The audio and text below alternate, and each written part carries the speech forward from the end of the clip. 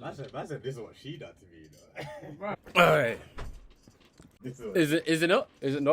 No, it's Right, not. because the savageries come out of nowhere, blood. No. This is the thing is, I sat down and thought about it a little bit. I've actually filtered, like, it's not that I've lied about myself, but I've kind of filtered down a bit of myself because it's like, I don't want to hurt no one's feelings and all that shit. Then I realized, fuck that. Like, just say your shit and say your shit with chest. Like, I do that, but now I'm just, fuck it, I'm just going to be probably a little less considerate about it. Look. I'm going to tell you exactly what it is, some real G shit. All you motherfuckers be listening, fam. Start fucking listening. Because this is the real issue out here, fam. You have people out here that, you have several different types of people. The first are the people that are very considerate and think about other people's feelings and stuff like that. However, what they don't take into consideration is that by thinking about other people's feelings and not telling them the straight up truth, that you're also suppressing yourself and how you actually feel. Therefore, the person who you're speaking to don't really get a real sense of who you are because you're constantly suppressing how you really feel and you're not telling whoever you're speaking to what your genuine intentions are. Do you get what I'm saying? I can pause you on that one though, because it's a thing where it's not even so much where I do that anyway. I'm not talking. I'm not saying this is you. I'm just. This is just overall. Because obviously time with me. Like, bro. Like, you know me very, very. Let me land. Yeah. So then you have a second type of person who is, let's say, like me, who is very unfiltered, very straightforward. What you see is what you get. You get people that don't like you. However, you get people that like you and like you because you incredibly unfiltered. Yeah. What you see is what you get. You know exactly where you stand, and that's where it is. However, you also have the other people who stand kind of in between the two. The people who you have those people who are nice and who are very considerate about so you have those people who are nice and are very mindful and considerate about other people's feelings. However, they do also have that savagery that when you push them over that edge, they'll be straightforward. However, the issue is with that is that because you've been nice and considerate to people, whenever you snap, people are like shocked to see, I can't believe this is what you're like. That's where the issue lies with that person. So in my opinion, just be a prick straight up. That's what I say personally. Just be a prick straight up. Through and through. 100. Savagery straight from bro. But yes, I guess that's finally arrived. The man of the moment. The rain. That's how you know what they're recording on, because the rain. Madness, Bro, what have you been saying, man? No, about it, man. No, firstly, good to be here. Thanks you lot for having me on. It's calm, bro. Bad advice. Beyond the bad advice, of calling it. I'll tell you, I've been waiting. You've been talking about this. I've been waiting to name this episode for time. I've been waiting. But I'm good, man. I'm good. Blessed, man. Yeah, good to be here. Just enjoying life, man. You know, I can't lie. Man's been telling me, when man comes through, we're gonna call this Beyond the Bad Advice. We're gonna call it Beyond Bad Advice. This episode's gonna be wavy. I was thinking, alright, you know what? Obviously, the rains kind of cut us on a bit of time, but obviously, just based on the previous topic we were talking about regarding obviously the Euros, isn't it? Yeah. Like the main premise of your podcast is based around racism in black football. Yeah. So, like, bro, Just fix perfectly. Bro, talk to us, man. Talk. Alright. First of all, here's what I want to know. What was your feeling when Saka first missed that penalty? 1, where was you? 2, what was the feeling when he missed it? How was you feeling? And 3, did you feel? What was the feeling within the room? Okay, so firstly, I watched it. I was in this like kind of hotel conference place in central London. Like my boys just like booked it basically, like because we were just trying to find somewhere in central London. So we booked it. It was a mix of people. To be fair, there was white guys, Asian guys, black guys. It was just like hella people everywhere. Yeah. They had an outside part and an inside part. So we got the inside part. Luckily, again, British weather, it was raining, so we caught life being inside. So yeah, it was just a massive room. Like the chants were going off the whole day. Like it was a live atmosphere. Like bro, when England scored, fam, like tables everywhere, fam. I fell out the emergency exit by accident when he said that. I got gas and jumped up and leaned on the thing. Flipping, yeah. So the whole fam, there was like 2 massive chandeliers. The whole time I was saying like, fam, if England do a madness, those 2 chandeliers. But yeah, so it was mad. So obviously we got to penalties, and yeah, to be fair, it wasn't even when Saka missed it. It was when like the first, like Rashford and Sancho missed it. Then the atmosphere just started going down and down and down. And then like it picked up when Pickford saved the penalty. Yeah. Then everyone was like mad because we thought, oh, we're back in the game. Like we thought, oh, something's gonna happen. And then like I think we were half celebrating when Saka was about to take the penalty anyway. So when he missed, we're like, oh shit. Like, we missed again. But I don't think people deep that. That was the last one. Yeah. I didn't even deep it. No. Yeah. The first thing I said was obviously when they left Saka in the picture, I was like, hold on, can Saka actually take penalties? But that was my first thought. I'm thinking, nah, there's no chance he's going to be taking a penalty. They're not going to make him stand up for that. Next thing I know, I see him going up for the fifth one. But again, as you said, I didn't deep that was the last one. So I was like, oh fuck, we missed. Fuck's sake. It would be the three Blackburns. We actually messed up. And then I was like, wait, so where's all the other penalties? Game was done. No, fam. Yeah, so literally, like, and it was when you see, like, obviously, people running up and you like, raw, like, game's done, like, Euros done. Yeah, like, that's dope. To hit me, like, raw, like, everything, like, all this coming home for the whole month. Yeah. It's all just, like, gone in, like, that penalty. Literally a second. Everything. And then, going on to, like, what I guess how I was feeling, like, in the room and whatever, like, obviously, like, everyone in the room was just kind of, like, shocked and quiet. And then, like, then after a few minutes, I started to deep where I was. I'm in Central. I'm with a couple of black people, a couple of white people, but, like, I started to just think about everything, like, raw, like, and then I clocked the three Black Brothers missing. I was like, raw, like, it's getting home today going to be a bit mad. Like, Yeah. Do I need to, like, keep watching over my shoulder? And if I'm honest, like, that's how I was feeling the whole way home. Like, I was like, I was kind of like, if I was in a station, I was preening people in the face, like, just to see, like, what they're on, like, looking over my shoulder, like, just seeing, like, is something like that going to go down to three Black Brothers missed a penalty? And, like, it's mad to think like that, but that's all of our reality. Like, That's the reality of it. That's where we live in. So, boy. Fam, what was it, bro? I can't lie, yeah. For me, that first moment when Saka missed the penalty, I was like, okay, we're done. But then I remember, what's his name, Shaw London. He's like, wait, we got one penalty. I was like, bro, it's done. The match is done. Like, I feel like everyone forgot that was the last penalty. That was it. For us, we would have used to score that one for the team to continue. Yeah. And I was like, bro, that is done. Everyone's like, literally 5 minutes, bro. Did not 5 minutes later?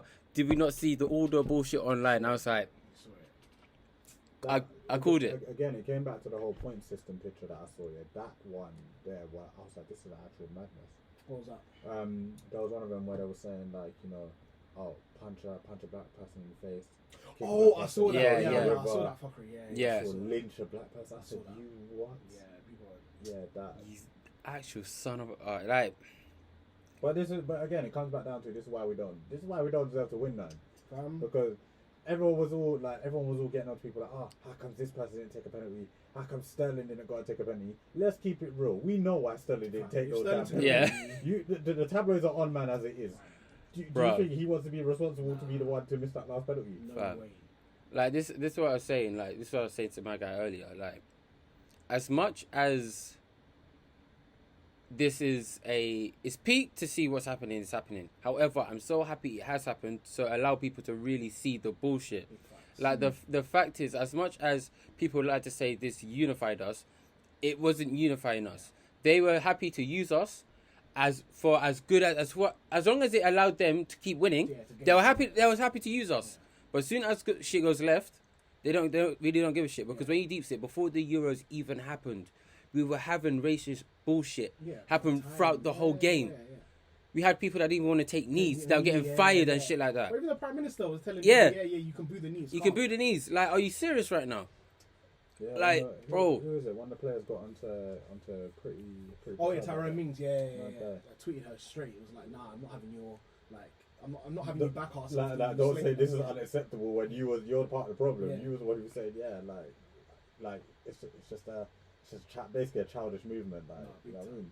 Yeah, it's a fuckery. And no, you lot are right. Like, it's the thing that showed like where the country is at the moment. Yeah. Like, the racism and like going back to what Paz said about like people supporting England in Euros, and what you said about it unifying us. I think for a lot of us black people and black Brits, it's like because we saw so many brothers in the team. Yeah. That's one of the main reasons why we wanted it. Exactly, not because like St. George, like England. Yeah. It was mainly because we saw people like us like in the team. So so that's why it's even a bigger like kind of piss take and a bigger like heartbreak. That it was the three brothers that missed. Yeah, because it's like you're the only reason why you're rooting for you in the first place. And now like now everyone's gonna like focus not just on them missing, but the fact that they're black, all that stuff, man. It's just it was a peak day. Yeah, like even just down to the tabloids going throughout the tournament, yeah. Like when the first few matches happened, obviously Harry Kane had poor dead, games, yeah, dead for the first 3 games. Sterling was literally putting in all the work for this whole squad. Man, won't get a shout out for that. And Harry Kane gets 2 goals all of a sudden. Oh yeah, you know, Harry Kane, he saved us again. Blah blah. And it's just like brother. Like, bro. Please tell me, did you guys see the Australian newspapers? It was saying 3 black footballers missed the lost the game for England thanks to the free kicks. I was like, are you serious right now? Three black brothers.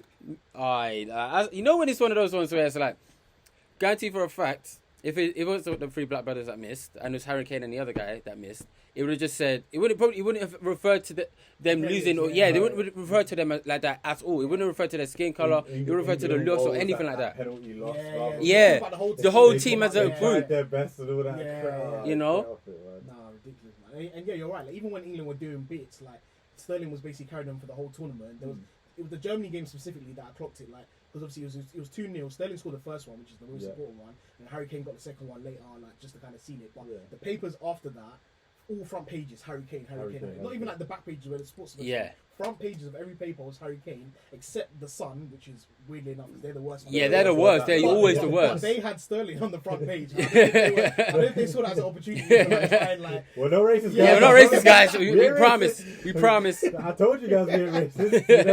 And everyone's like, nah, we're not having that from you lot. Like we know what you lot are on, so don't even try that. But yeah, fam, like Kane was everywhere. So. No, you see that game specifically, yeah. I remember the moment my life flashed before my eyes, right? Was when Sterling gave the ball away and Muller was on the 1-on-1 with the keeper, and I said, but you know what it was? I got up and spun around and just said, please, fuck it, we fucked up. I said that. You missed it! Paris, you missed it! I said, fam, Sterling is lucky because he would have went from hero to a nickel real quick. And it's so sad that, you know, it was where, like I say it enough times, if you don't laugh, you'll cry. But it's like, to think like that, like, bro, if that had really went left, it really would have just went left. That whole paper, the tabloids, social media, everything, people would have been on this page just talking wrecks. Mad. Like, I can't lie, I partly when I'm watching this, don't you think it's mad how a game or a sport has such influence over our societies to such a degree where newspapers are putting front page spreads about certain players or games and stuff like that? Like, don't you think that's actually crazy when you deep to it?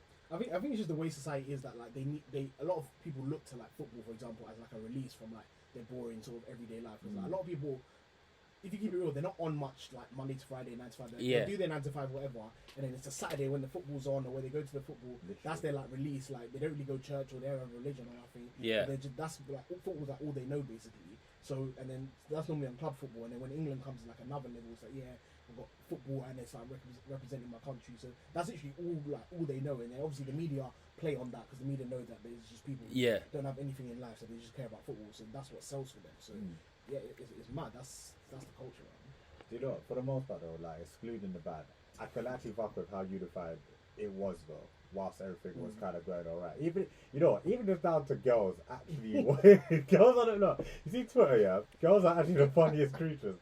So what was one of them? What was one of them I saw after Italy won? Oh my god, I can't believe Italy won. England had all the possession. Blood, there was no, they didn't. Italy had 71%. Yeah, no, they didn't.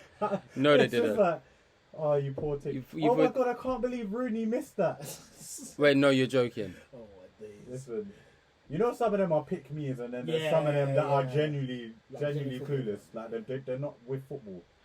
The ones that are with football, you can tell they're with football. You can tell. These are talking like game stats, everything. You're just like, relax, go. Babes, just a game, like, relax. just a game, but yeah, they're funny, man. But yeah, man.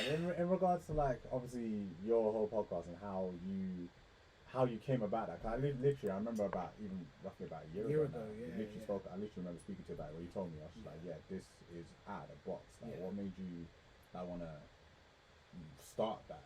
Yeah, so it started with well, obviously the topic's been going around for a while anyway, so it's not even something that none of us are used to. But my last year at uni, I wrote a dissertation on it because I did politics and economics at uni.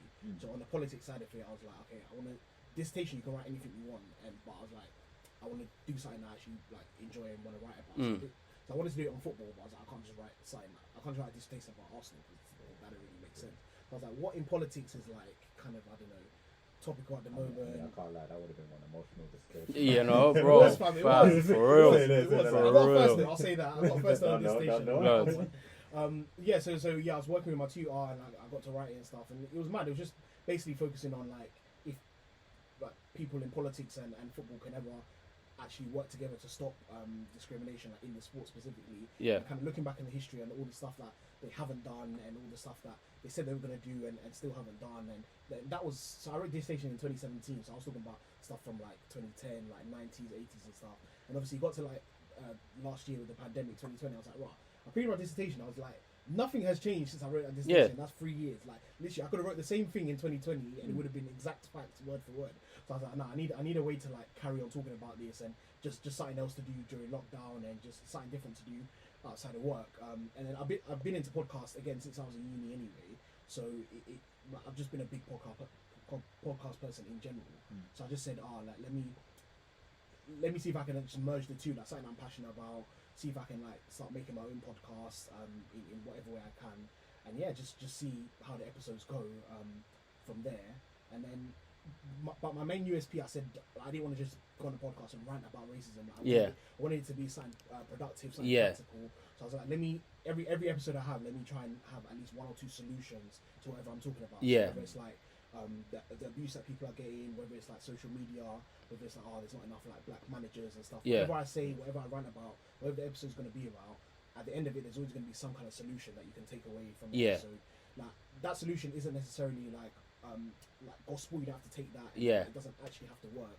But that's me saying I'm providing you something. There's some sort of light at the end of the tunnel, essentially. Exactly. I'm giving you lot something to work with. If you take it or leave it, but like I'm giving the platform for you lot to say, okay, Stephen said this. Let's see if we can try and implement this, blah blah blah. And like obviously, if as and when the podcast gets bigger and people actually start like listening and taking into the solutions, and it hopefully goes into places of authority. Then again, I can refer back to the podcast and say, look, I've been saying this on the podcast since like Wedday. And now you lot can actually listen and start, taking this, and the people who actually have the power, they can actually start, implementing these things in society. So yeah, just the solutions are the main thing, because like we can talk all we want, we can rant all we want, but solutions are the only thing that is gonna like make things change.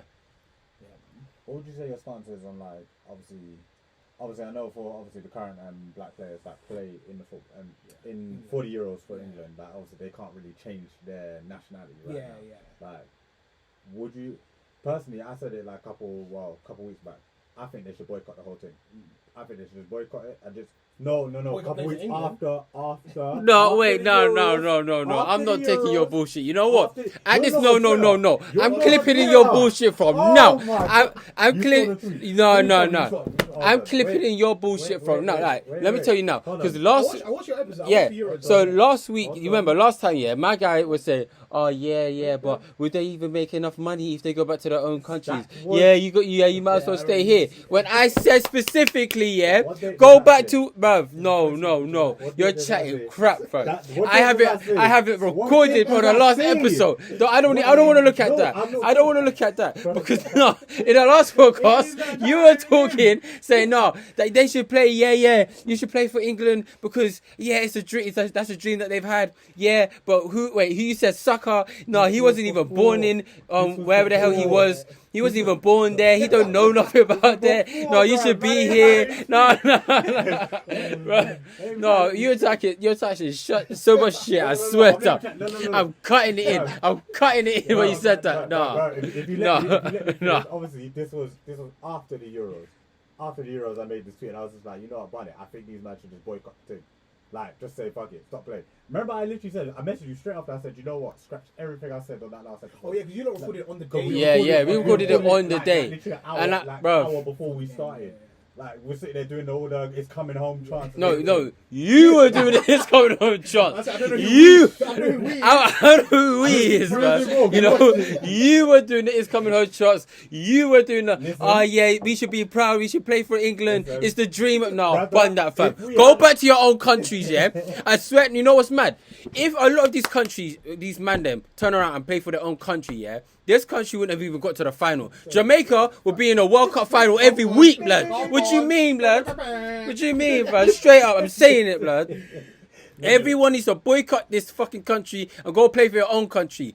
Bring some flipping revenue in for your country, man. Shit. Fam, you know what's funny though? Like, not even just the black brothers.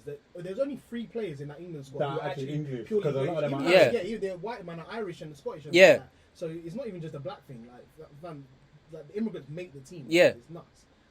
That's what. See, you hear what I said? All you well, not immigrants, but all you people that are not directly British, yeah, that are not English, yeah, bro, go back and play for your own countries. Leave, It blood. comes back to the culture, fam. What's the English culture like? They don't have What nothing. is the English culture? It's stealing everyone else's culture.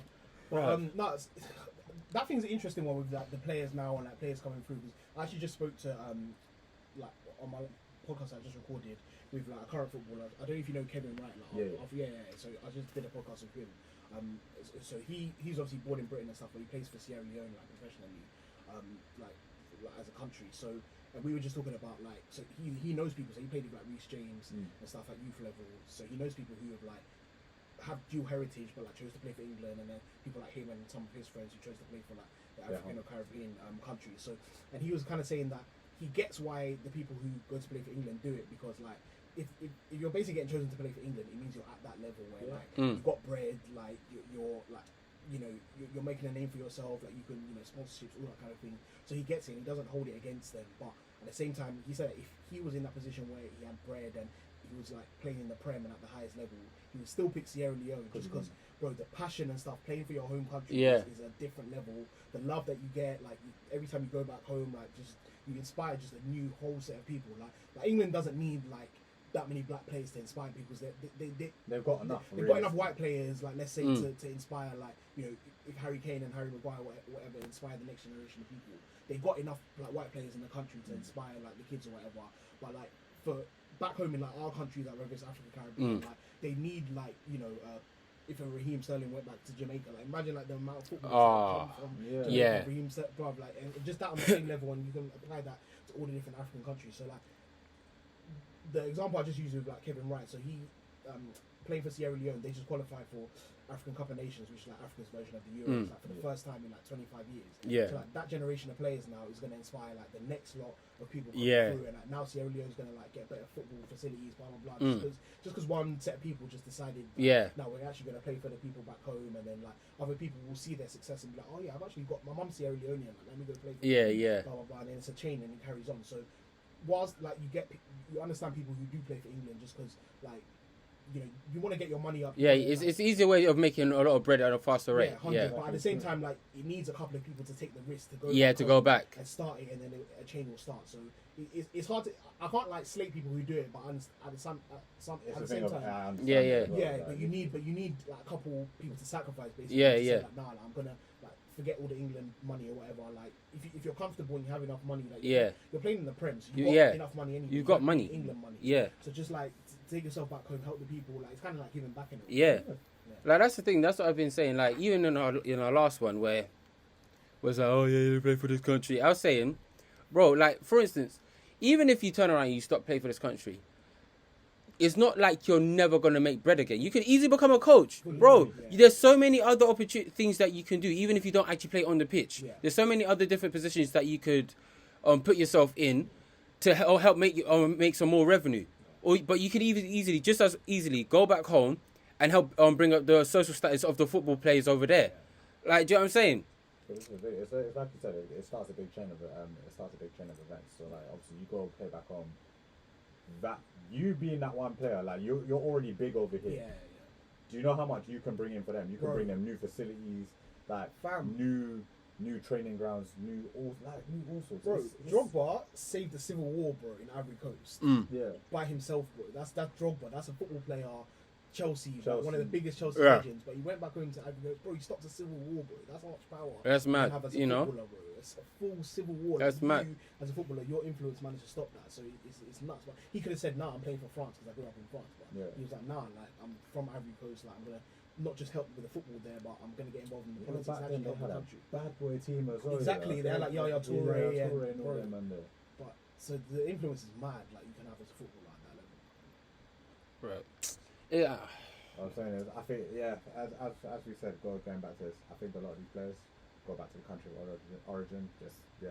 make I a swear name to for God, yourself. I'm gonna mute your flipping thing, you know. Listen, I swear. listen, No, you have no listen. clue. Blood, Listen, you're gonna I mute already this said- I fucking already- thing. I swear down. Bro, I don't want to hear you sing these songs no more, fam.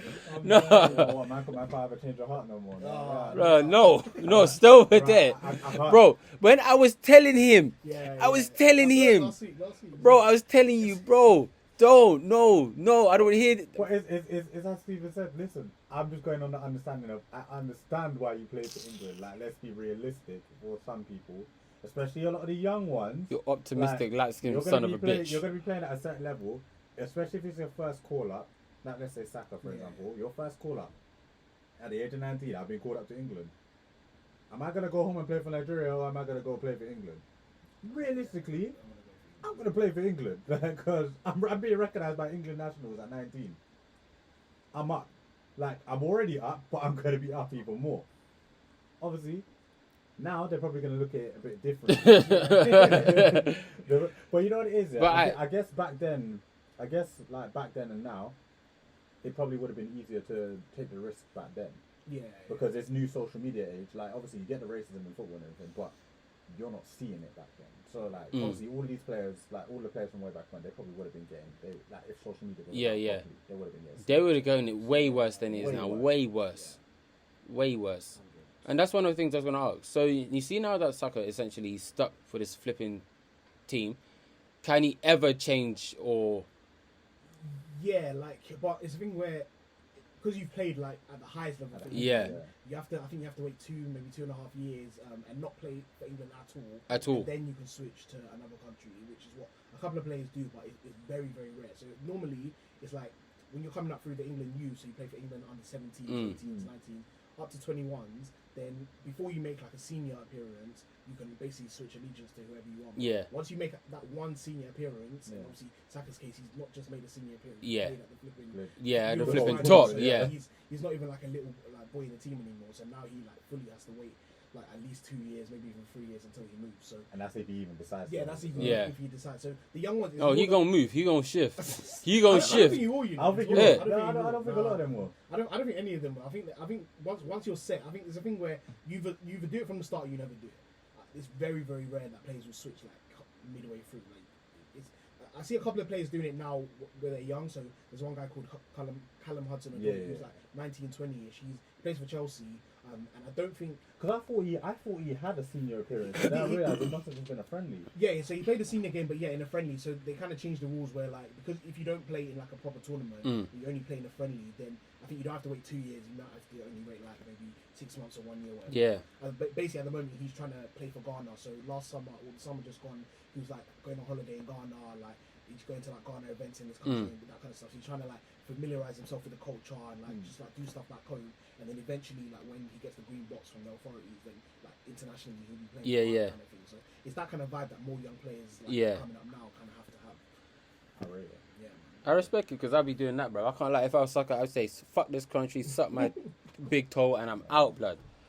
You don't know, I can't lie. You Two see- deuces you in see- the air. Have you seen all these snaps of all these players just living it up for a holiday? Though? Yeah, You yeah. see What? the ones No. that- Such a, you know what's a Rashford and Yeah. Sancho? These men are just Yeah, chilling they in enjoy another life. country. But you have to, man. Enjoy it. Football's it's a job at the end of the day. Right. Like, you get annual leave from your normal job. It's true. This is their annual leave. Like, what would you? Oh, because I missed the penalty, I can't go like enjoy life in Yeah. Miami. Like, come on, man. Blood, bro, yeah, don't I'd do be that out. to Miami, fam. Miss the penalty, bro. See, yeah, you're feeding the kids and you're not even concentrating on the ball. That's your problem. No, Yeah, wait. man. Who saw that? Who saw that? Headliner. No, who was it that said if my guy didn't focus on feeding the kids so much and focused on his football, maybe he wouldn't have missed the penalty. He's a politician. Yeah, you know? He's I a was in politician. shock when I you heard know that. what? I actually said that as a joke as well. Like I said that right after the Yet again, you're bringing up your bullshit. I literally said that exact phrase as a joke. Like I was like, bro, you know what the tabloid is gonna say? Yeah, I remember you saying that Like, actually. I Yeah. bantered it. That was a politician that tweeted that. Fam, I could. Fam, when I saw that, I was like, bro. Nah, but actually, deep the ungratefulness of this country. Yeah. Fam. Let's take away all the other black players for a moment. Just put in Marcus Rashford. This man has single-handedly fed the nation's kids. Like single-handedly fed majority of these man's kids. And you're telling me you have shit to talk to him? Bro, they even clocked like some guys on Twitter who, like, I think one was like a PE teacher. Yeah. And his kids have benefited from Rashford's meals. You serious? And he got clocked racially abusing Rashford on Twitter. Oh, for fuck's sake. If that doesn't tell you what you need to know. Yeah, like that's actually mad. That is how your own kids are benefiting from what my guy is doing for this country. Yet you're sitting here bitching about what he's doing for this country. Like, I fam. But you know what's even more fucked is that take away even like Rashford and the footballers, fam. Like, do I need to feed like 250,000 kids to get respect like as a human being? Fam? Like, Yeah. deep it, like just all black people like in general, like because people kind of say, oh, like Rashford's done this, or like why are you abusing him, and like oh this person is like I don't know, like given to charity or whatever, so why abusing them, fam? Like if us were walking down the street, do we because we haven't like fed kids, do we deserve to be abused? Yeah. Like, true, we just don't. as a human being, like you don't need to. You don't need to receive that level of Yeah. abusement. Like, it doesn't matter what you do. Like, just get respect on a normal level. On a normal, yeah. That's As a normal, I feel like on a base level, as a human being, you deserve some level of respect as a human being. Full stop. Yeah. And the fact that you have people who are more upset more annoyed at him missing a goal than the fact that he's helping out your country by feeding the youth of this country. We just forgot about it. Like, so you're telling me he will receive far more respect playing a game than he is if he was feeding the kids? Like, bro, it makes no sense. The logic is gone. It's gone. This country's gone. I'm telling you, it's gone. It's gone. I'm telling you. Do you know what? Yeah, I'm not even gonna lie. I've always said it, right? Although I don't agree with the violent tactic of things, I've said straight. Majority of this racist shit wouldn't really be popping off if enough man just said fuck it. We just started dissing up. I'm not promoting But it. you see that video of the guy on the tube where he knocked out the white guy? Yeah. Brother, I'm telling you.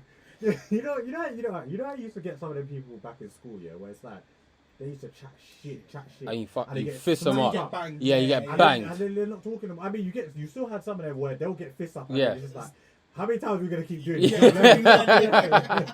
Bro, these man, I'm telling you, if they tried it with a group of black brothers and us man just said, you know what, bun this, forget what the white people are gonna think, and you know, oh, we might be in the newspapers or we might be seen this way. Let's just old fashioned beat you up, like I guarantee you. Your racism will be etched out of your skin by next week. You're not Talking gonna on be your okay. point, yeah, please tell me you guys saw this video where there was this white guy who was cussing out this I don't remember what he was doing, but he was cussing out this black family, cussing them out. Went back into his yard. No, he even turned around The and American brother. the Yeah. American brother, and he even turned around and he gave the Americans his home address in it, and he said, if you have an issue with what I got to say, come to my yard, yeah, bro. Fam, they had a cookout in front of his yard. They had a whole cookout in front of his yard waiting for him. Bro, man ordered pizza and they took it, blood. Fam, oh my God. And then literally there's a video of him saying, oh, I'm so sorry, this, that, I'm so sorry. I was like, yo. No, you know what's funny? When he was getting arrested, Joe, like, them man were lacing shit. Like, Yeah. when he turned out and the police was there, they were lacing shit. I respect it, man. I respect it. Man, you need to. I can't lie. Like, the bigger point to all of that is that sometimes to change, like, because obviously the system is ultimately racist. That's why it's what we're great. fighting against. Yeah. Bro, you need violence sometimes to change the system, and that's the problem that like people don't want to admit. So when like footballers, for example, are taking the knee, like that's their kind of like symbol to like. Show that they're against racism, but really and truly, the knee's not really going to change anything. They need to stop walking on the flipping pitch. Yeah, bro, that's what I'm saying. So you need like action that's going to shape people's pockets, or just like some kind of violence is basically things that change history. So like when you look at even world wars and stuff, like when you want to change stuff in history, it's violence. It's violence, yeah.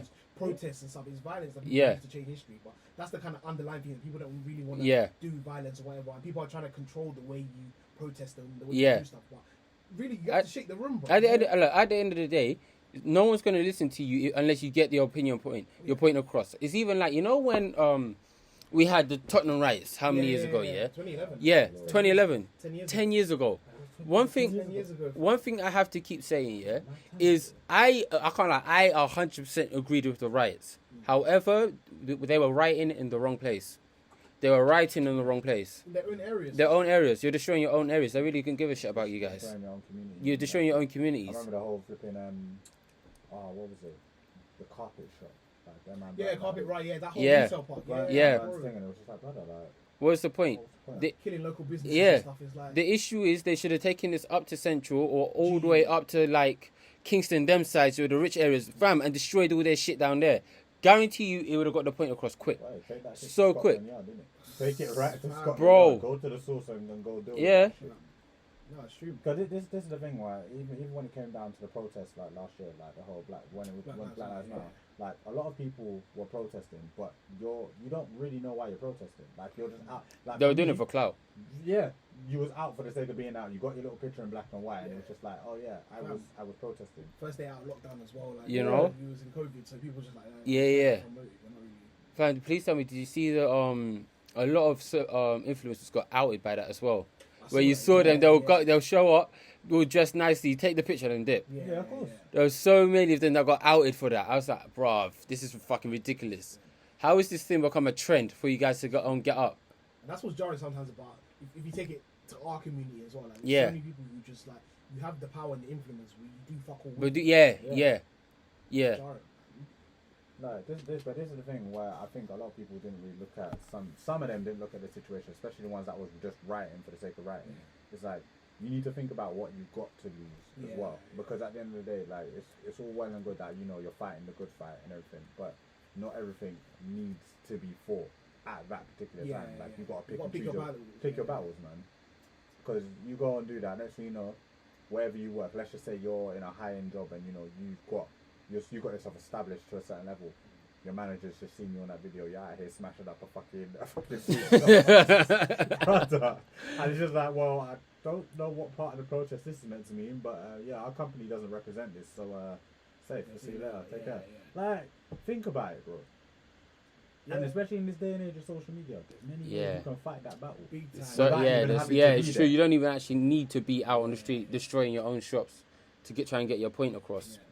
Yeah, you got to work smart, man. Like, I look at like someone like John Boyega, like when they had the Black Lives Matter protest, like he basically was out saying that, look, I don't care if like another film company doesn't pick me up, blah blah blah, because he knows that he's got enough money in the bank and enough clout, and he's not actually doing anything that will he's not on violence. Yeah. He was just speaking facts. Like, out in Hyde Park. So he was like, I'm gonna say the realness right now. I don't care if another company doesn't pick me up, but he knows that they probably will, because like he's not actually saying anything too crazy, but he's spitting the realness about Black Lives Matter, and that's the kind of like influential thing that you need to do in that place of power. Basically. Yeah.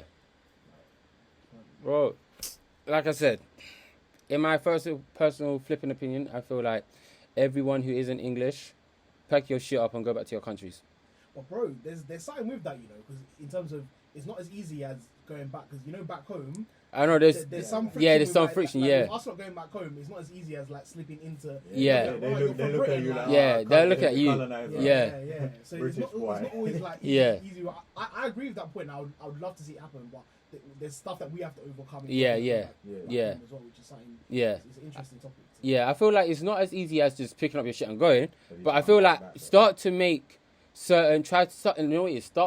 to build bridges to your country, innit, to help the influx of not only money but economically and all of that type of different things as well. Try make your presence felt. You know what I'm saying? Don't just turn around and just arrive and be like, I'm home. You need to start trickling your way into these countries so that when you decide to make the full shift, they'll welcome you. They'll look at you and say, come home. Or you know what I'm saying? Because I tell you look, half those players were born here and they're getting cussed out. You guys are born here. Saka born here, 19 years. And look how he's being treated. It's mad. Do you know the amount of players, just not even so much players, but just like I say, like black people that's in power, what they should do really start investing in real estate back home and just really build the community around where you're from and help them out first. And literally help them out first. Yeah, even if you're not playing for Nigeria or whatever, still do stuff like that. But that's the issue. People only want to run where the money is, man. Money talks, man. Money talks. It's true, man. That's the sad thing. But no, they can still run it, and you're right with the building bridges, man. Yeah. It's something that like we all have to like try and do at some point. Like especially the people who have the influence and the power, like to just start helping those people back home and using like the good things that this country does actually give you, which is like the economic benefits, like learning about so many different the education. Like there's so much this country actually gives you. Like use that and apply it back home, and like even if your final decision is even to stay here, but at least you've still done something. Yeah, at least you've done stuff to help build the country back up. It's very important, man. Like, more, and to be fair, I think our generation is one that's like definitely like the fact that we're talking about at this age. Is already something, and like I know like most of our parents would have like probably wanted to do stuff back home and might not have had the money, and stuff like that. We're already like at that level where like we're building the cash and we're building the money to do it, and because we already have the thought from an early age. We're gonna do a lot more than like probably our parents like could do. Oh yeah, definitely. I feel like we have a much further reach. I feel like we have a much further reach than our parents ever did, to be honest. So I think it's because of that, and with social media in hand, we have. I feel like I don't want to say our possibility. I don't want to say our possibilities are endless, but essentially they're endless. Big time. Essentially they're endless, man. If you can connect with something like a cousin or something back home, like this on Insta. Fact, you know what's mad? I actually found a cousin on Insta as well.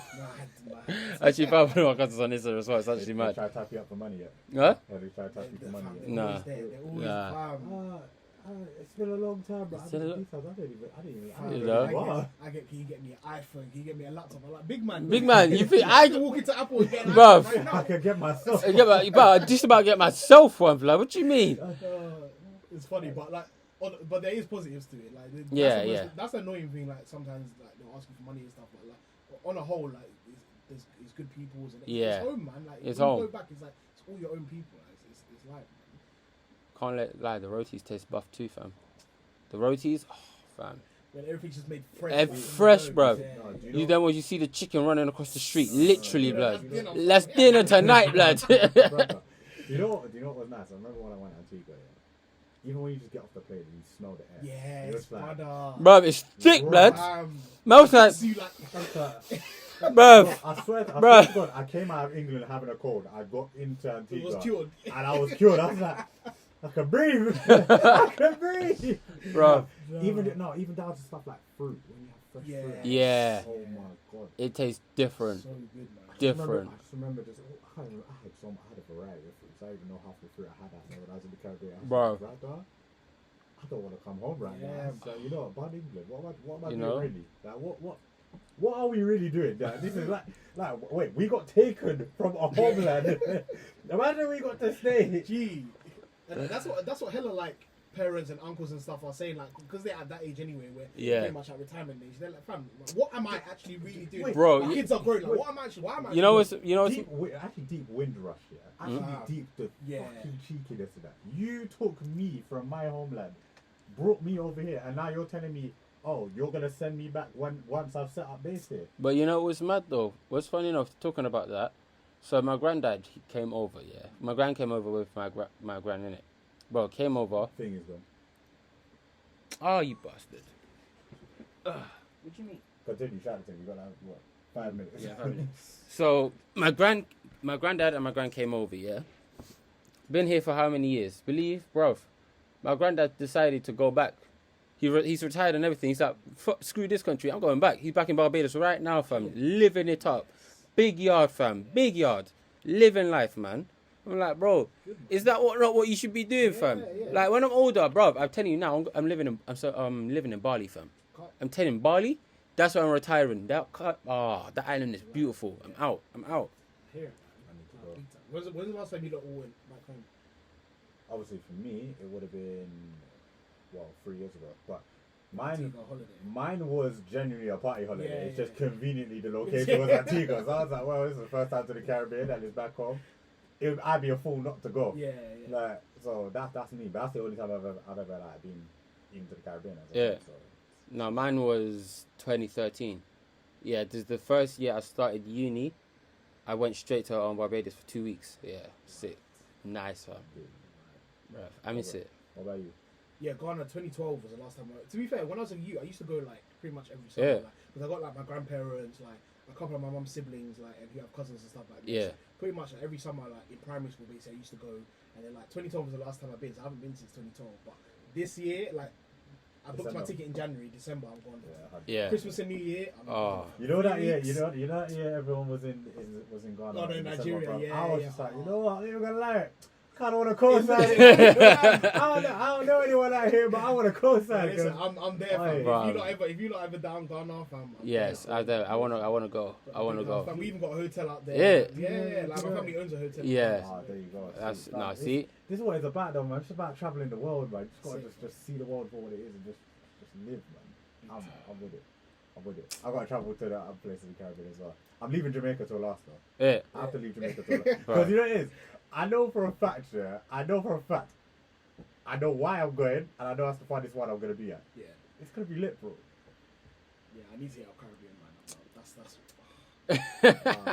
Barbados? Yeah, that needs to Yeah, Barbados has. Yeah, that has already hit. You know what I found upsetting? I know we're gonna end it a bit, yeah. But don't you think it's fucking cheeky how our parents used to take us to all these flipping locations when we were younger, but where we don't remember shit. But now we're older, yeah, we don't. What happened? What happened? Bruh. When I was younger, I used to travel so Wait, much. but think Ask about me if it. I remember any of it. I've been to Switzerland apparently. Yeah, Like, what? fam. But Thank think you. about it, when we was a children, getting a children's ticket for a plane was next to nothing. Nothing. Nah, man. You could do that. All that money you could have saved up to take me when I was older, fam. When I could actually remember shit. Blood. Oh. No, think about it, when you're older, yeah, like obviously you sat on holidays, are you really trying to be like chilling your up parents. under your parents? Your parents are even trying to be chilling up under you. I'm trying to out here live life too. Bro, no, Oh, man. man. Fucking cheat, man. We went on a family holiday to But Cancun, yeah. yeah, bro. Listen, Oh, whoa. That- Family in Cancun. bro, That's that not was- a- I'm telling you, that was one of the littiest holidays I've been on in my. I came to realize my mum is actually my drinking partner, All right. bro. Live, what I Man. tell you, live old. We was Yeah. living it up, man. Man. I was like, That's wicked. I can't come home. You know? That's what I'm thinking. Respect it. Drink up with your mum, I swear. Big Cancun. Yeah, as well. but You know? I think we spent the first 4 days at holiday drunk. Like, that was I got up on the 5th day and I was just like, I need to drink water or something. Yeah, I might die. But bruh, sorry, we got 1 minute left. Yeah. Right, so basically, once again, we are back on your recording studios, back in your ears, talking that good shit as we do. No, joking. Listen, it's been your boys at Bad Advice. I am the one and only Pazby, on for the grown and sexy, as you do. I am here with AKA Trafalgar, suck your mum C. Wow. Don't know, fam. mad. And we have a special guest. Man, like, be on the hashtag Stevie Adu in the building. Come on. Don't know. Plug up all your things, fam. Plug everything up. That's Insta at Beyond hashtag _. That's Twitter at Beyond hashtag. We're on the YouTube. We're on the hashtag podcast. We're on flipping Facebook, LinkedIn, all of that. Like, we're on a professional team. Like, That's we're just it. there. Spotify, all of that audio platforms. Yeah, man. We do podcasts like pretty much every couple of weeks or at least once a month, just talking about different discrimination in football issues in this country. And as I mentioned earlier, everything's got a solution behind it. So it's and it's not just myself. It's like people I'm interviewing. There's people in the comments giving solutions. Like, we're all just trying to have progressive conversations about racism and discrimination in general. So it's not even just racism. We're going to move on to like disability stuff and like gender discrimination, all that kind of stuff. Like, it's that's what we're hoping to grow into in the future. But obviously at the moment, you know, racism is the hot topic, and racism is something that we've been talking about for a while. So that's the main focus at the moment. So yeah, big up you lot for having me. Like, it's Every been time, man, come on. and It's man, calm, beyond bro. Bad advice. We're out here. man. Beyond the Bad Advice. I already told you the time. We've been waiting for this one. Bro. Have a lovely have you, man. I appreciate it, man. Nah, it's all love. It's all love. Anyway, thank you guys for listening in. Don't know, fam. We out. We out.